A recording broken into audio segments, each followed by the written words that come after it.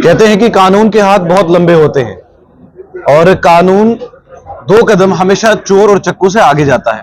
ताराचंद जी जो हमारे x deputy CM रहे हैं इंडियन नेशनल कांग्रेस और स्पीकर भी रहे हैं, उन पर हमला होता है जानलेवा और लोग जाते हैं एसएचओ और डीएसपी के पास और अभी तक तो लगभग 7 से 8 दिन गुजर चुके हैं इस बात को और एक कार्रवाई होनी चाहिए थी, लेकिन खामोशी के साथ कोई भी बात सामने नजर निकल के नहीं आ रही है। तो आज बहुत सारे लोग उनके यहां पर आए हुए हैं, बातचीत करेंगे। ताराचंद जी पर जो हमला हुआ उस हमले को लेकर बहुत ज्यादा कंसर्न आप लोगों ने जताया, पुलिस के भी पास गए, एप्लीकेशंस भी दी, लेकिन अभी तक कानूनी कार्रवाई जो है सही तरीके से मायनों में नहीं आई है।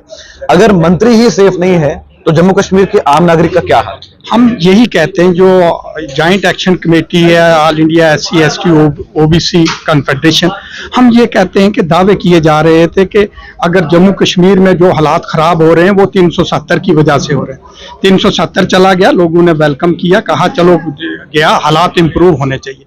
आप देखेंगे कि उसके बाद यहाँ स्टेट में यूटी में जो क्रिमिनल एक्टिविटीज हैं वो बढ़ रही हैं, जहां एक फॉर्मर डिप्टी चीफ मिनिस्टर है वो सेफ नहीं है। FIR होने के बाद आज इतने दिन लग गए हैं, कोई एक्शन नहीं हुआ है।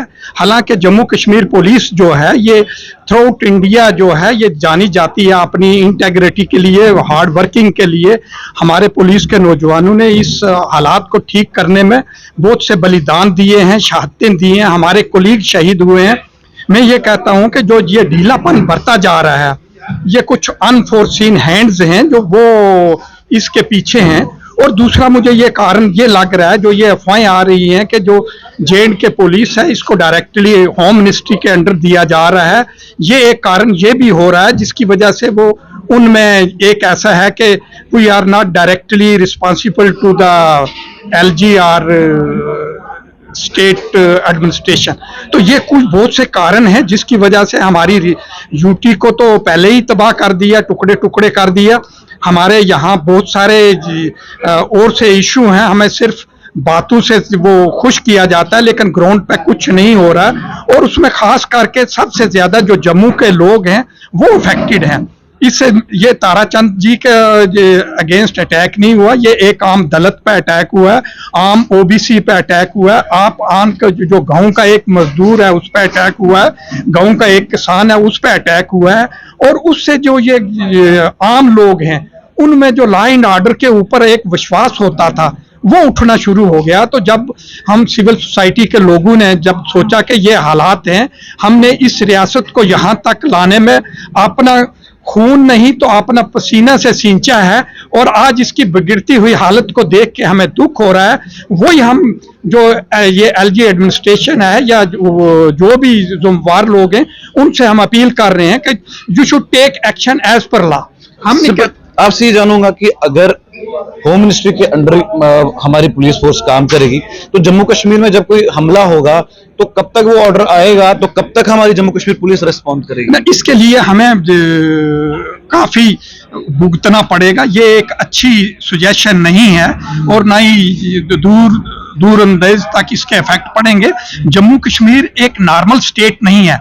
हमने पाकिस्तान के साथ भी लड़ना है, चाइना के साथ भी लड़ना है और इंटरनल जो कुछ ताकतें उनके साथ भी लड़ना है। जम्मू कश्मीर एक बहुत सेंसिटिव स्टेट है, इसको आप नॉर्मल स्टेट ना लें।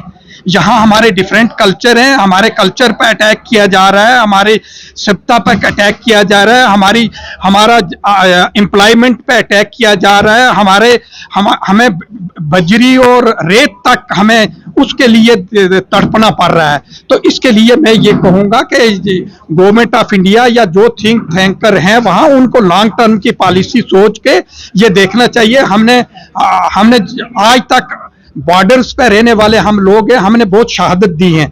AC रूम्स में बैठ के ये बहुत अच्छी बातें करते हैं, लेकिन जो यहाँ वहाँ स्ट्रेटजी बनाते हैं उनका ना किसी के बच्चे ने शहादत दी, ना उन्होंने ये जम्मू कश्मीर की बॉर्डर्स को देखा। या हम लोगों से पूछो जो हम बॉर्डर के पाकिस्तान के गोले भी खाते हैं और जो इंटरनल मिलिटेंट्स के गोलियां हैं वो भी खाते हैं।